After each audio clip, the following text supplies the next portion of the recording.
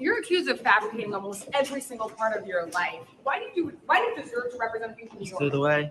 Did you illegally? Sorry. Mr. Santos, there's some campaign finance concerns and questions about your finances. Really? Can you answer the Can you guys give me a campaign little finance space, Personal space, please. A little personal space? Why won't you answer our questions, Congressman, you seem to be dodging Don't the American questions people deserve about to your know some finances answers? and about your background. Congressman, what about those new accusations? You're accused of fabricating almost every single part of your life. Why did you deserve to represent people in New Through the York? way. Did you illegally? Sorry. Mr. you Santos, there's use some your campaign campaign finance finances concerns and illegally? questions. Finally, some journalists seem to be doing their job with respect to some people. Hold on. I realize in everything that I checked before going live.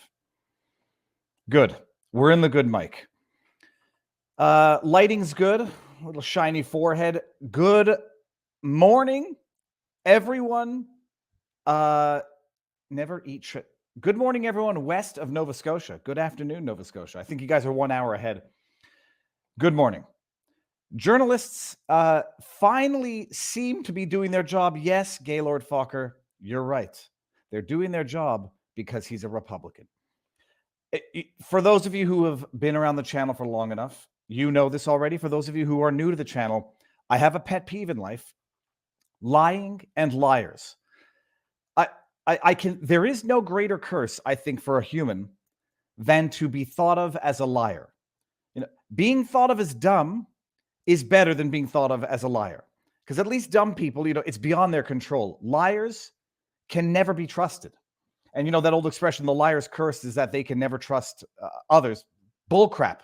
The curse of a liar is never to be able to be trusted again. I have, as a parent, I won't call it unhealthy, but I have a vehement loathing for lying. And I know everyone's going to say, well, everybody lies. Even as a parent, yes, we lie. We have to make up white lies. We have to make up exaggerations. Why can't we watch TV? Oh, because the TV doesn't work or whatever. Okay, we're talking about material lies.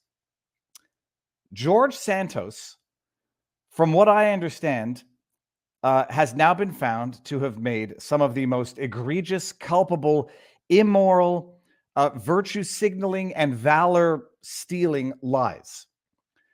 Is he the first politician to have ever done it? Abso-frickin-lutely not. Where was that from? Doesn't matter. Absolutely not. Will he be the last? Absolutely not.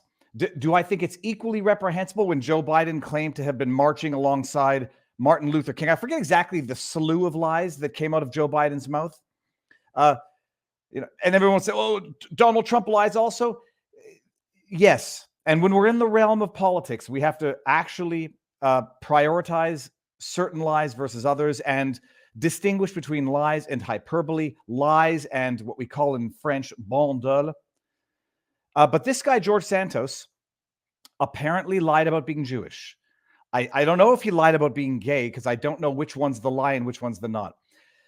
In a tweet or a response to a Facebook message a while back, said that 9/11 claimed his mother's life, only to reveal, subsequently that his mother died of cancer in 2016. Whether or not in his mind, when he said 9/11 claimed his mother's life, it was because she subsequently died of cancer that he attributes to her having acquired as a result of 9/11. I don't know. I can imagine a way someone's going to try to weasel out of that inaccurate, misleading statement.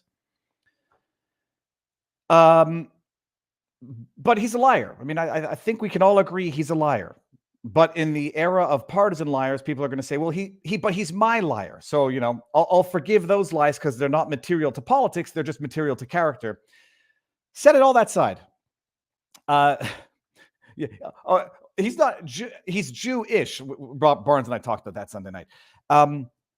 But I have a very, very big problem with liars in general, which is why I don't get angry when people call me a liar, which is why I go out of my way whenever I make a mistake to specifically and publicly correct that mistake, because I don't want anybody thinking that I lied, and I don't want an honest mistake effectively turning into a lie through concealment because people have too much pride to admit that they made a mistake, because people don't want to affect their reputation by acknowledging, I made a mistake. I got duped there. Yep. That screen grab wasn't authentic. Won't make that mistake twice, that's for sure. And we're going to get into it today. But I have such a fear of being thought of as a liar that I will deliberately and disproportionately go out of my way to correct a mistake publicly, almost to the point where people are going to think I'm virtue signaling for correcting my own mistakes so publicly. I don't want anybody ever thinking that I'm a liar. The journalists decide they're doing their job now when it comes to Santos. Why? Because he's Republican. That grilling is appropriate journalistic grilling. He's in a public space in his capacity as a representative, walking the corridors of a public building. No one's really touching him. No one's aggressing him. They're just, following him, hounding him, asking questions. Good questions, by the way. I mean, there is no answer to that question. You've lied about pretty much every aspect of your life. Why do you think you get to represent whomever your constituents? Well, they voted me in. The question should be, you lied to everybody. What's the truth? Are you Jewish? Were your grandparents Holocaust survivors? In his own mind, by the way, I can see the twisting of whatever reality could justify those lies. He's going to say, well, my grandparents were Holocaust survivors, but they weren't Jewish. They might have been other victims of the Holocaust.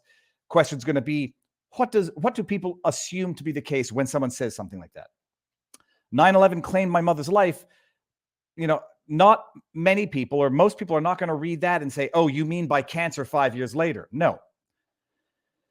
But why are they only doing it with Santos so vigorously? Can you imagine if they hounded Fauci as vigorously? Can you imagine if they hounded Eric Swalwell as vigorously? Swalwell had an affair, and I don't know if it's a sexual affair. I'll say a relationship. He had a relationship with a Chinese spy. And from what I understand, he was not removed from certain intelligence committees, despite that, what's the word? What's the word I'm looking for?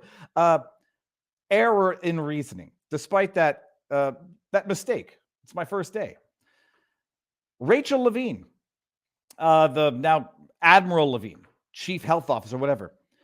Levine took Levine's mother out of a long-term healthcare facility in Pennsylvania at the height of COVID to protect Levine's mother, while other elderly people were left to die in those facilities. Did they hound Gretchen Whitmer on the 8645? Did they ground Gretchen Whitmer on her, some might describe it as murderous COVID policy, requiring long-term healthcare facilities to take COVID positive patients back from the hospital? Did they hound her on that? Did they hound Whitmer on, oh my goodness, I've forgotten about all these things already. That flight that she took, claiming it business expense and taking private jets, jet setting around on her husband, asking if their boat could go in the water while everyone else is on lockdown. No, because partisan politics is tribalist rubbish. And it's the sign of the times. They can do their job when they hate their subject. And when they love their subject and when they have to protect their subject, they become lapdogs, not watchdogs.